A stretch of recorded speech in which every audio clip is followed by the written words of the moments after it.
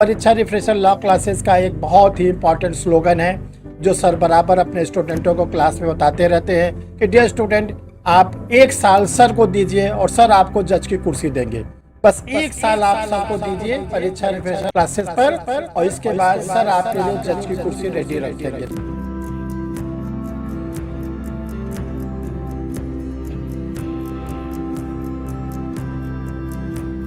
Dear student, आप लोग को बताना चाहते हैं कि जो परीक्षा रिफ्रेशर क्लासेस है इसमें दोनों मोड पर चल रहा है, ऑफलाइन ऑनलाइन।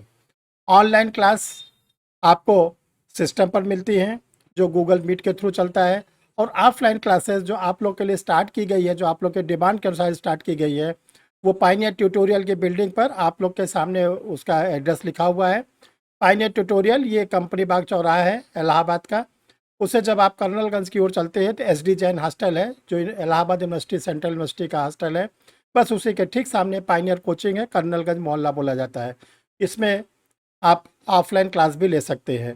देखिए, जो ऑनलाइन क्लास को ज्वाइन करने का या सर से कोई आप बात करना चाहते हैं तो ये 2 व्हाट्सअप नंबर दिए गए हैं, 9335144265, 9005078691। इसमें से किसी भी नंबर पर आप व्हाट्सअप भेजकर आप अपने क्वेरीज को कर सकते हैं, क्लास से जुड़ सकते हैं offline online. Hello my dear students, I am Harsh Bihari Shrivastava, law experts.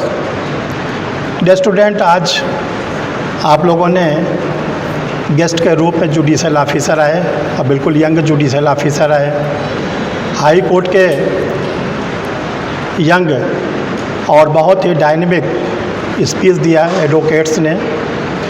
तो बेसिक चीज़ें तो आप लोगों के द्वारा बता ही दी गई।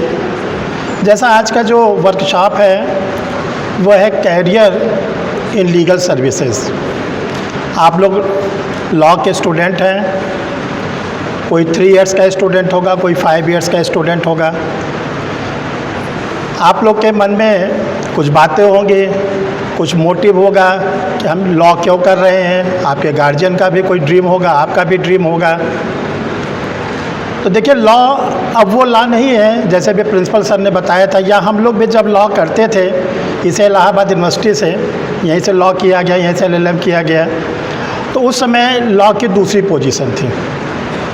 आज के समय में लॉ बिल्कुल बदल गया है और आप ग्लोबलाइजेशन पे कहीं पर भी जा सकते हैं, अपने को इस्टेब्लिश कर सकते हैं।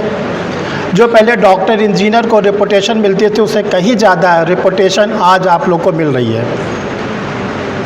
ऐसे कितने डॉक्टर्स हैं, कितने इंजीनियर्स हैं जो बहुत अच्छे डॉक्टर्स हैं लेकिन अपने बच्चे को लॉ करा रहे हैं, कंसल्ट करते हैं कि सर हमें बच्चे को लॉ कराना है।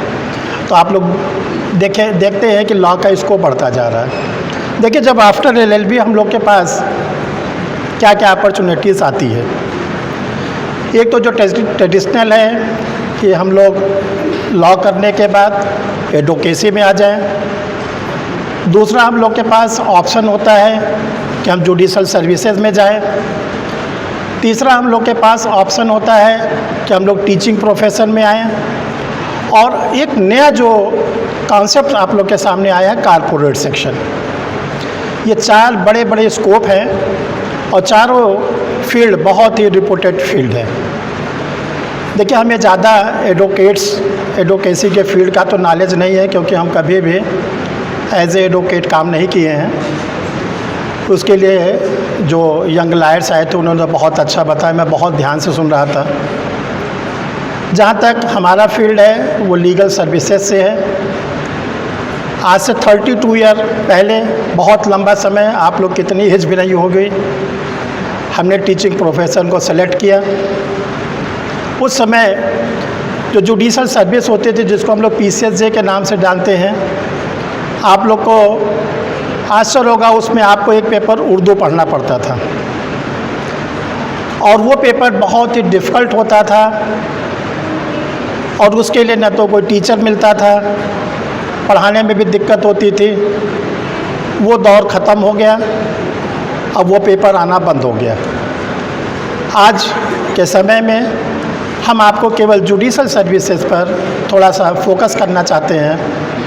तो देखिए डियर स्टूडेंट, आप लोग आफ्टर LLB जो एग्ज़ाम दे सकते हैं, जिसको हम लोग कहते हैं सिविल जज जूनियर डिवीज़न, जिसका बहुत ही पॉपुलर नाम है PCSJ।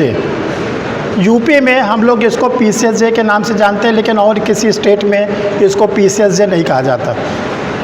आप लोग का जो है वो सिविल जज जूनियर डिवीज़न के नाम से है। तो ज़रा आप लोग बताइए कितने लोग जज बनना चाहते हैं, किसका किसका मोटिव है? बहुत ज़्यादा जज बनेंगे CMP से। Thank you, thank you. तो क्या सोचा आप लोगों ने, कैसे बनेंगे? कोई अपनी आप लोगों ने तैयारी शुरू की? देखो, जो स्टूडेंट जुडिशल में जाना चाहते हैं उनको कुछ हम आईना दिखाना चाहते हैं। उसको समझिए कि अब judicial services day by day बहुत डिफ़िकल्ट होती जा रही है। अभी देखिए, इसी 16 तारीख से यूपी का इंटरव्यू शुरू हो रहा है। ज़रा इसी से हम शुरुआत करते हैं और बहुत सी बात आज को बताने के लिए मैं आया हूँ। तो देखिए, जो यूपी का जुडिशरी का इंटरव्यू शुरू हो रहा है 16 तारीख से पब्लिक सर्विस कमीशन में,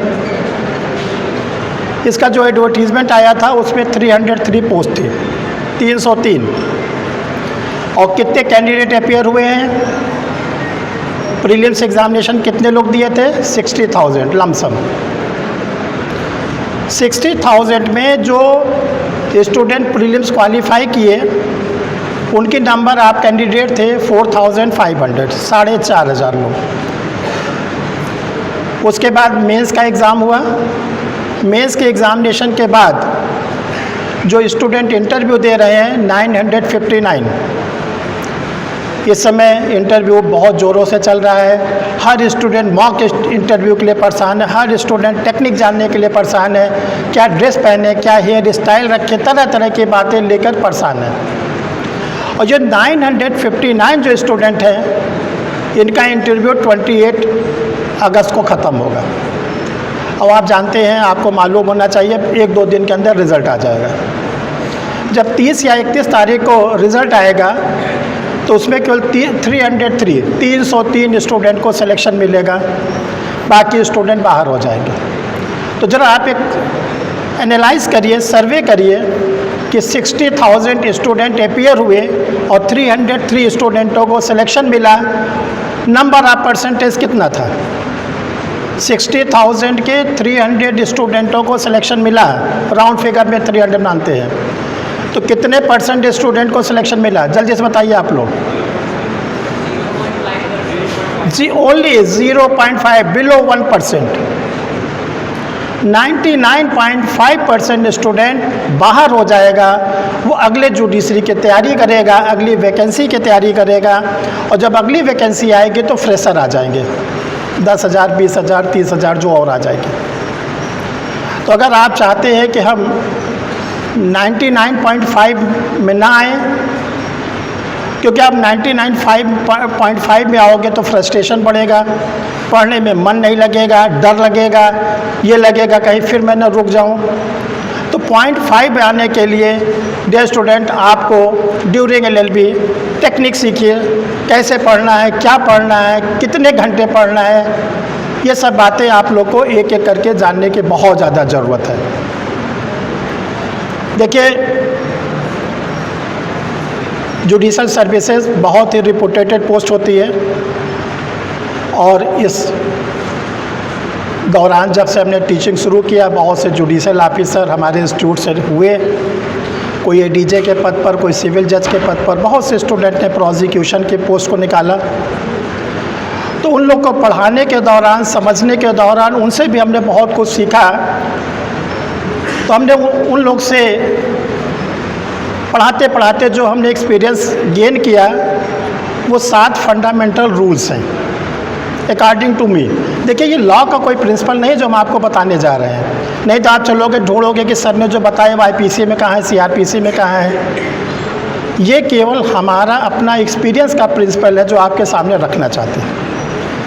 जैसे आप लोग हिंदू लॉ पढ़ते हो, हिंदू लॉ में जो सप्तपदी होता है, 7 सप्तपदी का विवाह होता है, कितने जन्मों का होता है?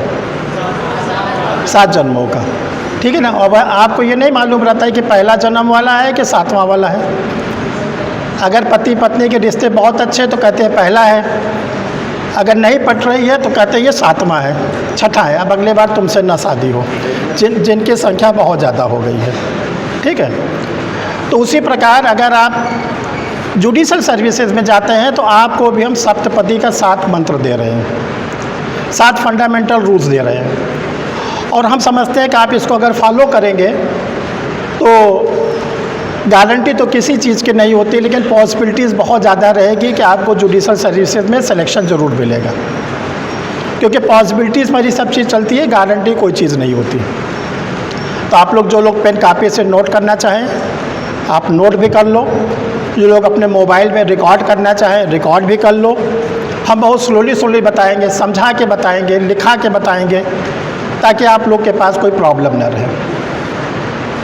क्योंकि देखिए अभी मध्य प्रदेश के हाई कोर्ट ने एमपी जुडिशरी के लिए डायरेक्शन दिया है कि एमपी जुडिशरी में वही स्टूडेंट फॉर्म भर पाएगा जो चाहे 3 इयर्स का स्टूडेंट लॉ का हो या 5 इयर्स का स्टूडेंट हो, जो 70% मार्क्स पाएगा, 70% मार्क्स विदाउट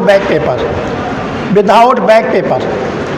और किसी कारण से अगर आपका 70% नहीं आया तो आपको सबसे पहले बार काउंसिल ऑफ स्टेट में रजिस्ट्रेशन कराइए।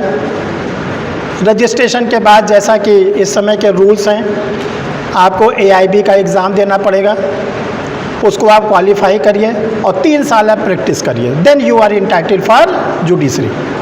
बड़ी कठिन जर्नी है। जो 70% पाएगा वो उसी साल करंट ईयर में जुडिशल का एग्ज़ाम देगा, और जो नहीं पाएगा 70% वो 3 साल इंतज़ार करेगा। और ये ध्यान रखिएगा, ये रूल्स और स्टेट में बहुत जल्दी इम्प्लीमेंट होने वाला है। उस ऑर्डर के अगेंस्ट लोग गए हाई कोर्ट में, कोई अभी रेमेडीज़ नहीं मिली है, तो इसलिए ध्यान रखिएगा, ये चुनौती आप लोग के सामने बहुत ज़्यादा आ गई है।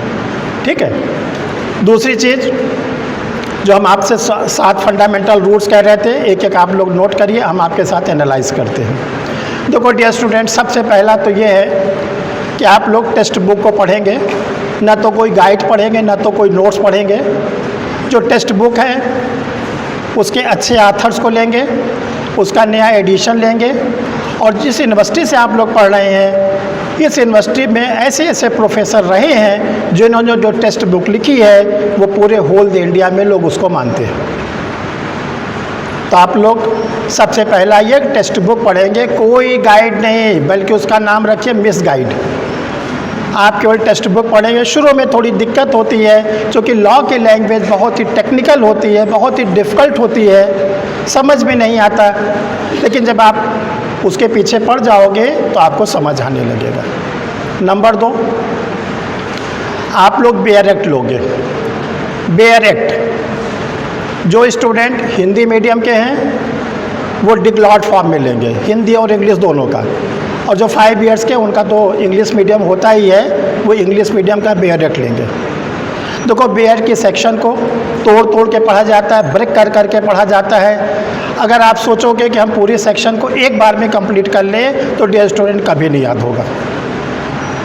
उसको ब्रेक कर के पढ़िए तो आपको उसकी बात समझ में आने लगेगी। देखो ये तो हो गया 2, जिसको आप कह सकते हो टेक्स्ट बुक और बेयर एक्ट। तीसरे नंबर पर हम लोग के जुडिशरी में, लॉ में केस लॉ का बहुत इम्पोर्टेंस है, क्योंकि एक case law honourable high court, honourable Supreme court के द्वारा डिसाइड होता है, वो सेक्शन, वो ऑर्डर, वो रूल्स सब चेंज हो जाते हैं। तो आप लोग क्या करना है, सबसे पहले जो लैंडमार्क केसेस हैं, जिसको आप लीडिंग केस कहते हो, उस पर पकड़ बनाने की कोशिश करिए। कोई केस है, किस ईयर का है, किस कोर्ट का है, किस जज साहब ने दिया है, क्या उस पर फाइंडिंग दिया है, क्या उस पर फाइंडिंग दिया है। आपको एक एक करके पकड़ना पड़ेगा। और जिस दिन आपको नशा चढ़ जाएगा लैंडमार्क केस पढ़ने का, आपको इतना अच्छा लगेगा कि हर केस आपको ज़बान पे याद होगा। जैसे आपके कॉलेज के प्रोफेसर आपको पढ़ाते होंगे, देखते होंगे सर लोग की ज़बान पर केस रहता है, वो आपकी भी कंडीशन आ जाएगी। जैसे 1-2 एग्जाम्पल हम आपको बताना चाहते हैं। जिन स्टूडेंटों ने इंडियन पेनल कोड पढ़ा होगा तो इंडियन पेनल कोड जो हम लोग का 1860 में बना था ब्रिटिश पीरियड में, और इसको 1 जनवरी 1862 को इम्प्लीमेंट किया गया, इन्फोर्स किया गया। तो उस समय इसका नाम था ब्रिटिश इंडिया पेनल कोड। और जो हम लोग इंडियंस थे, हम लोग की जो लैंग्वेज थी उर्दू, अरबी, फ़ारसी का मिक्सचर हम लोग बोलते थे, हिंदी इतनी डेवलप नहीं थी, तो हम लोग ने इसका नाम दिया था मजमुआ ताजीराते हिंद। और ये जब एक्ट सामने आया तो सोचिए 1860 में आईपीसी बनी, 1862 में आईपीसी को इम्प्लीमेंट किया गया। 14 साल लग गया जुडिशल ऑफिसर्स को, एडवोकेट को, लॉ के प्रोफेसर्स को, जुरिस्टिक लोगों को ये समझने के लिए कि what is difference between culpable homicide and murder, क्या अंतर है सेक्शन 299 में और 300 में। और ये केस बॉम्बे हाई कोर्ट में पहुंचा, आर वर्सेस गोविंदा, जिसको आप लोग रेक्स वर्सेस गोविंदा भी कहते हो, 1876 का केस है। इसमें जो जज साहब बैठे थे लॉर्ड मेलविल साहब, उन्होंने देखा इस मैटर को, और वो मैटर गया था मर्डर जो डेथ सेंटेंस होता है उसके कन्फर्मेशन के लिए। बॉम्बे के डिस्ट्रिक्ट कोर्ट का सेंटेंस दिया गया था, डेथ सेंटेंस, उसके कन्फर्मेशन के लिए बॉम्बे हाई कोर्ट भेजा गया था। तब जो लॉर्ड मेलविल साहब थे उन्होंने कहा मैं बाद में इसको डिसाइड करूँगा कि जो ये गोविंदा एक्यूज्ड है, इसको जो लोअर कोर्ट ने सेंटेंस दिया है डेथ सेंटेंस, ये सही है कि गलत। मैं पहले ये बताना चाहता हूँ कि what is difference between culpable homicide and murder. सोचिए इतना लैंडमार्क का केस ब्रिटिश पीरियड का, और वो आज देखिए आप लगभग 150 साल हो गए, आज भी उसको हम लोग फॉलो करते हैं, सारे जजेस फॉलो करते हैं, लॉ के स्टूडेंट को अपने एग्ज़ाम में, मेंस में लिखते हैं, साइट करते हैं, सारी टेक्स्ट बुक में उसको दिया जाता है। आप लोग इंडियन कॉन्ट्रैक्ट एक्ट पढ़ते हो, उसमें आप लोग पढ़ते हो मोहरी बेबी वर्सेस धर्मोदास घोष का केस। सोचिए प्रिवी काउंसिल का केस है, 1930 का केस है, इंडियन कॉन्ट्रैक्ट एक्ट 1872 में बना, और बनने के बाद लगभग 58 ईयर लग गया ये समझने के लिए कि सेक्शन 10 कहती है कि जो लोग कॉन्ट्रैक्ट करेंगे वो कॉम्पिटेंट पर्सन होने चाहिए, और सेक्शन 11 कहता है कि माइनर कॉन्ट्रैक्ट नहीं कर सकता, इंसॉल्वेंट कॉन्ट्रैक्ट नहीं कर सकता है, लुनेटिक कॉन्ट्रैक्ट नहीं कर सकता। लेकिन अगर कर लेगा तब क्या होगा, अगर कर ही लिया तो क्या होगा। तब देखिए प्रिवी काउंसिल ने आपको बोला कि अगर कोई माइनर कोई एग्रीमेंट करता है तो वो एबिनिशो वाइड होगा, एबिनिशो वाइड, नल एंड वाइड। तो आपको ऐसे जितने केसेस, देखो बहुत अच्छे अच्छे केसेस हैं बताने को, तो अगर 2-3 दिन लगातार बताया जाए वो भी पॉसिबल नहीं है। तो आपको क्या करना है, 2-2 केसेस, 4-4 केसेस को आप लोग डेली पढ़ें, लैंडमार्क केसेस को। जब लैंडमार्क केसेस पे आपकी पकड़ बन जाएगी तो आप देखोगे कि आपको आपका सिलेबस, आपका प्रीलिम्स और मेंस का पेपर आपको बहुत इजी लगने लगेगा। इसके बाद ये हो गया फार्मूला नंबर 3, ठीक है, समझ में आ रहा है ना। अब आ जाओ फार्मूला नंबर 4। जैसे आप देखते हो ना, अग्नि के समक्ष ब्राह्मण पुरोहित 7 फेरे लगवाते हैं। अब अगर 6 लगे तब शादी नहीं मानी जाएगी। तो सब की वैल्यू है, सातों फार्मूला को आपको याद रखना है और तभी आप लोग की शादी भी हो पाएगी, ध्यान रखिएगा। फार्मूला नंबर 4, फार्मूला नंबर 4 है आपको उसी तरह जोड़ना है honourable high court supreme court के केसेस से। जो भी है सुप्रीम कोर्ट हाई कोर्ट का केस हो, आदत डालिए कि उसको सुनिए, समझिए किस कोर्ट ने क्या जजमेंट दिया है। जो जजमेंट आपके सिलेबस से जुड़ा हुआ है बस उसी पे पकड़ बनाइए। ये नहीं कि सुप्रीम कोर्ट ने कोई ऐसा केस डिसाइड किया जो मान लीजिए वो जीएसटी से है या टैक्सेशन से है, तो चूँकि आपके जुडिशरी में वो सिलेबस में नहीं है, उसमें आप हल्का फुल्का देख के बस छोड़ दीजिए करंट अफेयर्स के रूप में। बट जो आपके सिलेबस में है सिविल लॉ से, क्रिमिनल लॉ से, इंटरनेशनल लॉ से, जूरिस्प्रूडेंस से, उस पर तो आपको पकड़ बनानी है। जैसे आपने देखा कि ऑनरेबल सुप्रीम कोर्ट ने Joseph Shine versus Union and India का केस डिसाइड किया। जोसेफ साइन वर्सेस इंडिया का जब केस डिसाइड हुआ तो जो एडल्ट्री होती थी आईपीसी में 497 उसको उन्होंने कह दिया अनकॉन्स्टिट्यूशनल। अब जिसके पास टेक्स्ट बुक पुरानी होगी, बेयरेट पुराना होगा, वो क्या हो गया, ख़त्म।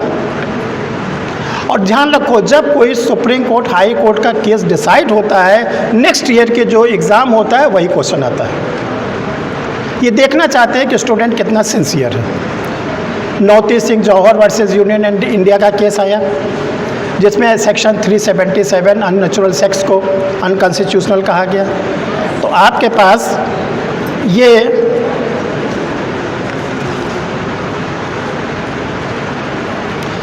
पास ये आया कि अब वो सेक्शन बदल गए। तो आप लोग क्या करो, कॉपी बनाओ, अपने नोट्स को बनाइए और उसमें क्या करिए कि जो लेटेस्ट केसेस है उसको अपने कॉपी में लिखिए।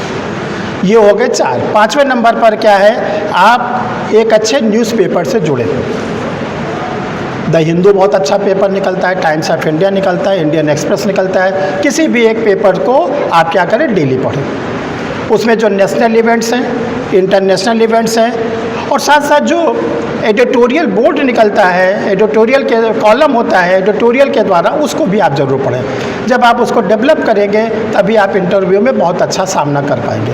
आपका माइंड जुडिशल माइंड होगा, आप एक एक बारीकी को समझ पाएंगे। ये हो गया आप लोग का 5वें नंबर पर। और देखो 6ठे नंबर पर क्या है कि चूँकि लॉ एक बहुत ही प्रोफेशनल कोर्स है, टेक्स्ट बुक बहुत डिफ़िकल्ट होती है, तो किसी एक्सपर्ट के पास, किसी सीनियर के पास, किसी सेलेक्टेड स्टूडेंट से आप बराबर संपर्क करते रहिए और देखते रहिए कि वो आपको क्या क्या गाइड करते हैं। आपको वो ऐसी सी बारीकी बताएंगे जिससे आपको वो सेक्शन बिल्कुल क्लियर हो जाएगी। आप किसी सीनियर से, किसी एक्सपर्ट से, किसी सेलेक्टेड स्टूडेंट से ज़रूर और ज़रूर आप जुड़े तो आपकी जो तैयारी है वो बहुत अच्छी हो जाएगी। और देखो 7वां नंबर सबसे महत्वपूर्ण, मोस्ट इम्पॉर्टेंट 7वां नंबर ये है 7th नंबर पर कि आप लोग को क्या करना है, सेल्फ स्टडी। आजकल के जो स्टूडेंट हैं उनमें मैं देखता हूँ कि थोड़ी सी कमी राइटिंग, लिखते बहुत कम आप लोग हैं। तो आप लोग क्या करेंगे, सेल्फ स्टडी करेंगे। और सेल्फ स्टडी जो होगी वो आपकी 5 to 6 आवर। कोई ज़रूरी है कि आप 10 घंटे पढ़ो, 11 घंटे पढ़ो, इतनी कोई ज़रूरत नहीं है। अगर आप 10 घंटे 11 घंटे रोज़ पढ़ोगे तो बीमार हो जाओगे। आप 5-6 घंटे पढ़िए, बाकी जो आप इन्जॉयमेंट करना चाहते हैं वो करिए, जो आप लोग अपना डेली का रूटीन है उसको करिए। अब 5 से 6 घंटे में आप क्या पढ़ें, तो सबसे पहले आपके पास प्रीवियस ईयर के पेपर होने चाहिए। प्रीवियस ईयर के पेपर, वो प्रीलिम्स के हों चाहे मेंस के हों, और आपका टारगेट चाहे यूपी स्टेट हो, चाहे एमपी स्टेट हो, चाहे जो स्टेट हो, आपके पास सारी स्टेट के पेपर होने चाहिए। उसको एक बार लगाइए, 2 बार लगाइए, क्वेश्चन बैंक को सॉल्व करिए, तो ये आपके लिए विटामिन बी कॉम्प्लेक्स के रूप में होगा और आप क्या करोगे, प्रीलिम्स एग्जामिनेशन आपका ज़रूर निकलेगा। अब आइए मेंस एग्जामिनेशन। देखो मेंस एग्जामिनेशन है how to write correct answer. आपको आता सब है, आपने प्रीलिम्स से पढ़ा सब कुछ है, लेकिन एग्ज़ाम ओरिएंटेड आपको लिखना है। एग्ज़ाम ओरिएंटेड के लिए आपको how to write correct answer, अपने आंसर को डेली लिखिए, सीनियर से चेक कराइए, रिक्वेस्ट करिए कि सर इसमें कमियां बताइए, उसको फिर से राइट डाउन करिए, तब आपका फाइनल नोट्स बनेगा। और इसके बाद अपनी पर्सनालिटी को डेवलप करिए। पर्सनालिटी डेवलप का मतलब नहीं कि आप बड़े अच्छे मोटे हो जाएं, गोरे हो जाएं, ये सब कुछ नहीं। पर्सनालिटी डेवलप है जुडिशल माइंड आ जाए। हर चीज़ को आप जो है जुडिशल माइंड के पॉइंट ऑफ व्यू से देखिए। अगर इतना काम आप लोग करते हैं तो मैं पूरी उम्मीद करता हूँ कि जितने स्टूडेंटों ने हाथ उठाया था कि मुझे जुडिशल सर्विसेज में जाना है, फिर कभी मौका लगेगा तो देखिएगा आप लोग बताएंगे कि हम बूस्ट हुए, हमको ताकत मिली। देखिए जब ऑफलाइन का दौर ख़त्म हुआ था, ऑनलाइन शुरू हुआ था कोविड के समय में, तो हमारे यहाँ एक स्टूडेंट पढ़ती थी अस्मिता भोपाल की। बड़ी डिप्रेशन में थे कि सर मैं कैसे निकाल पाऊँगी, कैसे करूँगी। अभी देखिए 2 दिन पहले उसने बताया कि एमपी जुडिशरी को उसने क्रैक कर लिया, फाइनल सिलेक्शन ले लिया एमपी जुडिशरी में। भोपाल के स्टूडेंट है, मध्य प्रदेश जुडिशरी में। और बल्कि आज शाम को 6 बजे अगर आप लोग उससे रूबरू होना चाहते हैं, मिलना चाहते हैं, तो आज परीक्षा रिफ्रेशर यूट्यूब चैनल है, वो फुली जुडिशल स्टूडेंटों के लिए डिवोटेड है, जिसको ऑनलाइन के समय में बनाया गया था। आप लोग उसमें देखेंगे ढेर सारे जुडिशल ऑफिसर्स के उसमें इंटरव्यू है, हाई कोर्ट के रिटायर्ड जजेस का। आप लोग अगर चाहेंगे शाम को 6 बजे उनसे जुड़कर अपने को अपडेट कर सकते हैं। तो देखिए डियर स्टूडेंट, आज हम सबसे पहले CMP लॉ कॉलेज के सारे प्रोफेसर्स का, रेनू मैम का तहे दिल से बहुत बहुत स्वागत करता हूं कि आज उन्होंने बहुत अच्छा प्रोग्राम रखा। और हम ये चाहेंगे कि साल में अगर 6 महीने में एक बार ऐसा प्रोग्राम हो जाए तो बहुत अच्छी बात है, नहीं तो कम से कम 6 महीने में एक बार और भी एक्सपर्ट्स को बुलाकर आप लोगों को बुलाएं और आप लोग उनके साथ बैठकर और भी बातों को सुनें। Thank you my dear students.